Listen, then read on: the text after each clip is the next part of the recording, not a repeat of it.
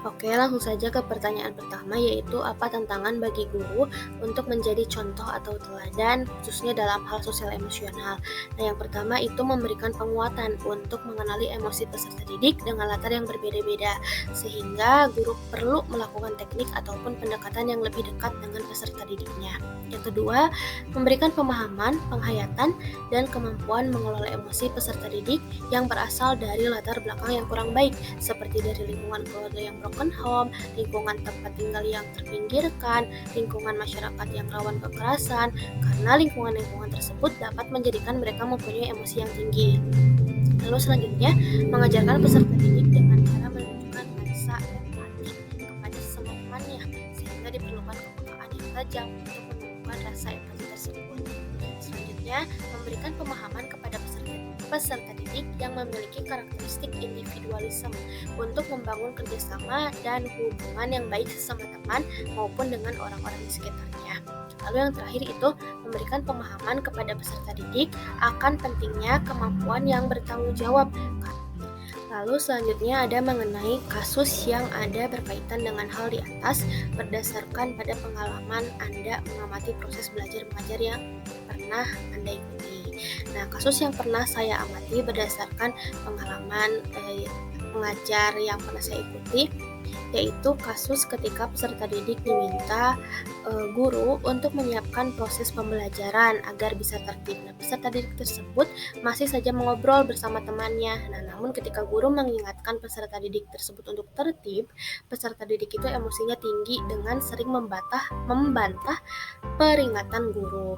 Nah, ketika dilakukan pendekatan, peserta didik tersebut memiliki permasalahan dengan latar belakang tempat tinggal yang kurang baik, yaitu lingkungan yang rawan kekerasan dan terpinggirkan. Bagaimana sekolah bisa mendukung pembelajaran sosial emosional? Sekolah dapat mendukung pembelajaran sosial emosional melalui 3 ruang lingkup. Yang pertama, melalui kegiatan rutin. Kegiatan rutin merupakan kegiatan yang dilakukan di luar waktu belajar, seperti kegiatan literasi, kegiatan senam, kerja bakti, sholat duha, dan lain-lain. Yang kedua, strategi pembelajaran yang terintegrasi dalam kurikulum. Misalnya, melakukan refleksi setelah menyelesaikan sebuah topik, atau juga bisa membuat diskusi atau melakukan kerja kelompok. Yang ketiga, budaya atau aturan sekolah. Budaya atau aturan sekolah merupakan sesuatu yang sudah menjadi kesepakatan bersama dan diterapkan secara mandiri oleh murid sebagai kebijakan sekolah untuk merespon situasi atau kejadian tertentu. Misalnya, jangan berisik di ruang perpustakaan, lalu juga bisa berdoa di musola sekolah, dan lain-lain. Lalu, apa tantangan bagi sekolah? Yang pertama, kesadaran diri dari peserta didik, guru, maupun karyawan yang masih kurang. Yang kedua, kesadaran orang tua mengawasi peserta didik di rumah masih kurang. Yang ketiga, kerjasama sekolah dengan orang tua kurang dilakukan. Apakah karakteristik peserta didik bisa mempengaruhi penerapan pembelajaran sosial emosional? Ya, karakteristik peserta didik bisa mempengaruhi penerapan pembelajaran sosial emosional karena karakteristik dapat menunjukkan pengenalan diri yang mereka miliki terkait kemampuan sosial dan emosinya. Karakteristik peserta didik dengan latar belakang yang berbeda-beda dapat memberikan pengaruh penerapan pembelajaran sosial emosional. Lalu, bagaimana cara menghadapi kendala tersebut? Cara menghadapi kendala tersebut melalui 4 tahapan. Yang pertama, stop. Hentikan apapun yang sedang Anda lakukan. Yang kedua, take a deep breath atau menarik napas dalam-dalam. Anda narik napas masuk, lalu keluarkan. Tarik napas lagi, lalu keluarkan. Lakukan sampai 3 kali. Yang ketiga, observe. Amati. Amati apapun yang Anda rasakan pada tubuh Anda. Amati pilihan-pilihan yang dapat Anda lakukan. Yang keempat, proses atau lanjutkan.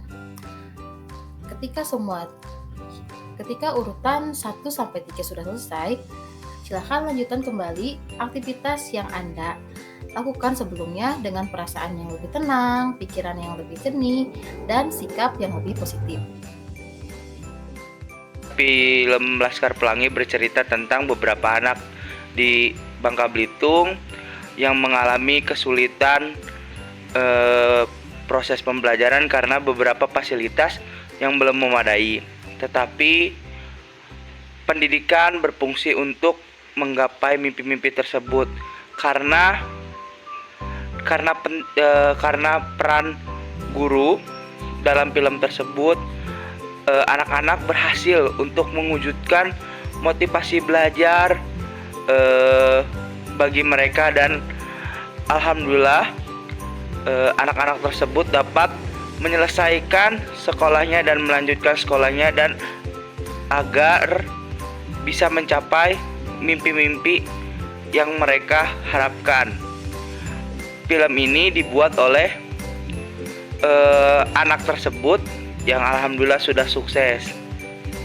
Menurut saya film Laskar Pelangi ini sangat bagus karena sebuah motivasi dalam keterbatasan pun pendidikan bisa mewujudkan mimpi atau cita-cita bagi peserta didik, dan tugas atau fungsi seorang guru memotivasi peserta didik agar tetap semangat untuk menggapai cita-citanya. Terima kasih. Pada film Sekolah Rimba ini menceritakan seorang guru yang bernama Bu Butet. Di film ini diceritakan bahwa seorang guru merupakan panggilan jiwa, bukan karena bayaran atau apanya. Dengan segala tantangan dan juga rintangan, Bu Butet untuk dapat mengajar anak-anak di suku pedalaman yang ada di hutan penuh dengan tantangan dan juga hambatan, baik dari segi fasilitas, akomodasi ataupun yang lainnya.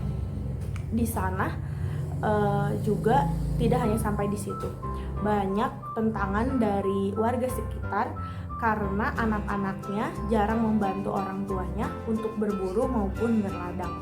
Dari sini kita belajar bahwa untuk menjadi seorang pengajar guru banyak sekali tantangan dan juga hambatannya. Tetapi seorang guru tidak boleh menyerah untuk dapat mengajarkan ilmu kepada murid-muridnya.